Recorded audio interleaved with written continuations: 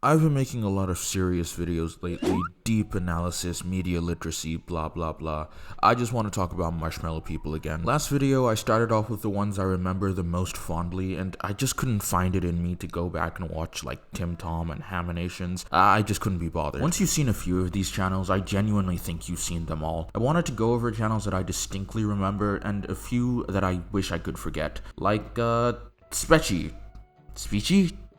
I actually never learned how to pronounce her name. 2016 to 2019 was probably the peak of Storytime animation. Let's do the In My Feelings challenge! And unfortunately, it managed to coincide with the rise of what I like to call the PRCC, pseudo-rational commentary channels. Leafy and his consequences have been disastrous for YouTube, but there was a bit of a shift towards the late 2010s when everyone realized that Leafy was f***ing terrible. No, good viewers in 2018 were far too sophisticated for the Leafy slop. We required a more refined, elegant commentary. For those of you who don't get the joke, the joystick is a metaphor for peanut. Alright, I promise I'm going somewhere with this. So, Speecy was one of those channels I only ever vaguely remember watching one or two videos of. In her videos, she came off as kind of rude and standoffish, but it was never the type of thing that should have warranted actual discussion, you know? And honestly, I can barely remember why, but this girl was in so much drama. There was some stuff criticizing her video about her art teacher, and there was some stuff about her boyfriend, some guy called Papa Timmy, who has been completely scrubbed from the internet, by the way. And then, of course, there was Turkey Tom's video, the 9/11 of Storytime animation. Looking back, though,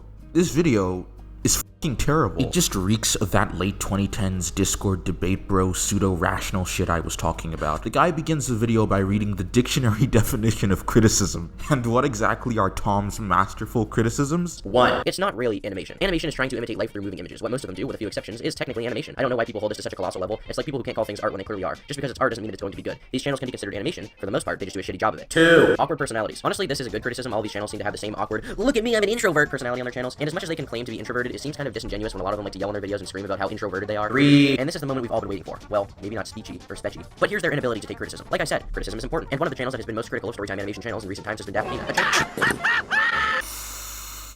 How the fuck did anyone take this shit seriously? I'm not gonna go into details about why this 7-year-old video is obviously stupid and dumb. If you've got an IQ above freezing point, you should probably already know. But back in 2018, videos like this whose main audience were losers who thought owning people in Discord debates meant anything, and 14-year-old contrarians who thought they were way smarter than they actually were, these videos spread like wildfire. And this wasn't the only one, but a lot of them targeted Speecy. Now, Speecy wasn't perfect, and I could definitely see why a lot of people would have disliked her back then. I could understand why she'd be criticized for some stuff, but looking back at it, this shit was kind of overkill, and it clearly didn't come from a good place. Over half of Turkey Tom's video about Storytime Animators is about Speecy, and some of it is really disingenuous. Like, he talks about how he tried to have a civil conversation in her private Discord server after somehow obtaining an invite, but he was immediately banned. But he conveniently omits the part where he was harassing her on Twitter weeks prior. His video has over 1.6 million views. Now, all of this should have just been silly internet drama, but for a while, it genuinely seemed like all of his stuff did get to her. She changed up her channel and rebranded a few times, but none of that stuck around, and after having some very deep rant videos on her channel, it is kind of obvious that the negativity was way too much. Thankfully, with her most recent upload, it's pretty obvious that she's doing a lot better now. My last video was all about redemption arcs, and I've been thinking about how people can grow and change and get better. Speecy was young, of course she made mistakes, and wasn't gonna be that mature. Same goes for Tom. I mean, it's not like he's still making those shitty pseudo-rational commentary videos. Don't do it, nigger. So you were always like this. Alright, I know I already talked about him in the previous video, but I'm gonna talk about Domix again. Domix wasn't like everyone else because his videos actually felt like they were made by an adult, someone who's actually lived a bit of life in the real world. It wasn't all just school stuff and stuff about parents and, ooh, featuring the odds ones out.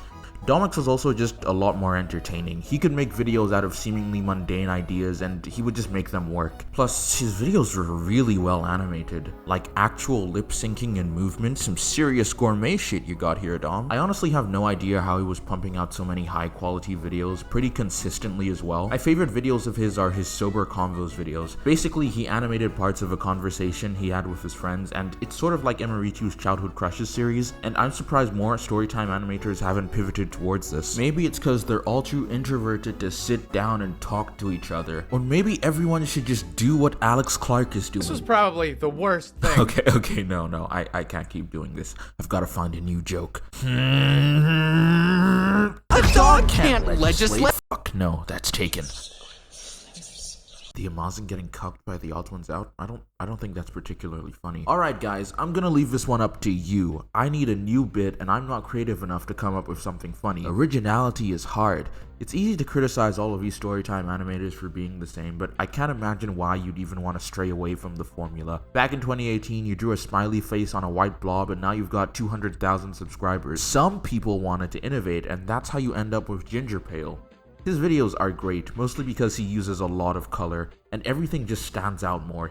He's been making animations since before the Storytime trend, so it makes sense why his style is more unique. One channel I'm surprised is still kicking as strong as it is definitely Haminations. I watched very little of Haminations back in the day. I think I found the channel around middle or end of 2019, and this is when like Storytime trend was kind of reaching its limit for a lot of people, myself included. You know, there are only so many videos that I can go, Oh, wow! That is relatable! The only thing I do remember about him is that he sounded really young and that his videos had the intro with that creature, and that creature is called the Ham. I don't know why I remembered that. He's one of the only Storytime animators that's been consistent throughout the years, and I've got to say, not only has his animations improved a lot, but the views on some of these videos are crazy. 52 million? He's low-key the only Storytime channel that's still doing the classical style and getting this much attention. Jaden does it as well, but sometimes she switches things up. James is talking about Fortnite or Bluey or Screaming Goats, what? But Haminations is keeping the tradition of telling true, interesting stories about your life alive. Although you could always just lie. First of all, I don't think these guys count. They're not Storytime animators. I just wanted to briefly mention them. I don't want this new genre of video. I don't know why there are 3 channels with these shitty stickman avatars all lying about how much they get high. Is it like a Fox Goodman, Matt Spicer situation, or did one person find a winning formula and a bunch of uncreative people just ran with it? I think I might have actually found a bit of an explanation as to what's going on here. So on one of these StickTuber channels description, there's an email that ends with outloudtalent.com, and I googled it and I found this website. This is an influencer marketing agency. There's a very real possibility that a lot of the videos on this channel are specifically designed to extract as much revenue as possible. And obviously, when the incentive for you to make videos is solely to make money, there's a non-zero chance that all of these stories are fake. These guys are literally being produced in a factory. You can criticize Specky's old videos all you want, but at the very least, those videos were genuine insights into a real person. I'm not so sure with these StickTubers. You know, when Young Don the Sauce God was going through that hyper-religious phase, as weird as that was, it's something that proves to me that I'm at least watching a real person as well. And speaking of black people, I honestly don't watch a lot of Storytime animators anymore. I can't keep up with all of them. But I found myself enjoying some of Yo-Yo808's videos much more than I expected. You know, sometimes you just want Storytime videos that you can absolutely not relate to at all. Although he's not even doing Storytime stuff anymore. Sabrina Carpenter? Spider-Verse guy? See, this is what I meant in my last video. Storytime animators will always springboard to other forms of content because you're eventually gonna run out of stories. And unless you're a soulless StickTuber whose entire personality is getting high and lying about it, you're not gonna start lying about stuff for views. I think most Storytime animators eventually realize this and either pivot away or take a break. Now, am I saying the Amazing became a doctor just to make more Storytime videos? No, but that'd be really funny.